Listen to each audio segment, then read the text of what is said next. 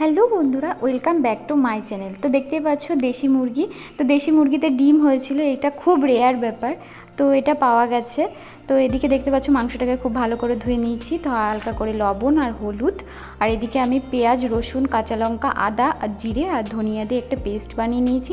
তো এই পেস্টটা দিয়ে দিলাম। দেওয়ার পরে আমি এদিকে একটু টক দই ফেটিয়ে রেখেছিলাম 3-4 চামচ মতন, তো সেই টক দইটাও দিয়ে দিলাম। দেওয়ার পরে এটাকে ভালো করে ম্যারিনেট করে আধা ঘন্টা মতন রেখে দেবো। এদিকে গ্যাসে গরম জল করে ডিমগুলোকে ভালোভাবে সেদ্ধ করে নেব, না হলে এটা যদি রান্নার সময় আমি দিয়ে দিই তাহলে এগুলো ফেটে যাবে। তো এদিকে তেলটা গরম করে নিয়েছি। তেল গরম করে এর মধ্যে তেজপাতা, গোটা গরম মশলা, জিরে খুব ভালোভাবে ফোড়নটা একটু ভাজা ভাজা করে নেব। খুবই সামান্য দিয়েছি। এবার এদিকে অল্প পেঁয়াজ দিয়েছি, যেহেতু এদিকে পেঁয়াজ বাটা দিয়েছিলাম, তো পেঁয়াজটার পরিমাণ খুবই কম। তো পেঁয়াজগুলোকে একটু ভাজা ভাজা করে নেব।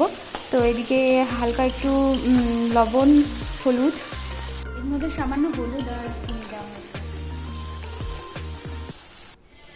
মাংসটাকে ম্যারিনেট করে রেখেছিলাম, তো পেঁয়াজটাও ভাজা ভাজা হয়ে গেছে। এবার আমি এই মাংসটাকে দিয়ে দেবো।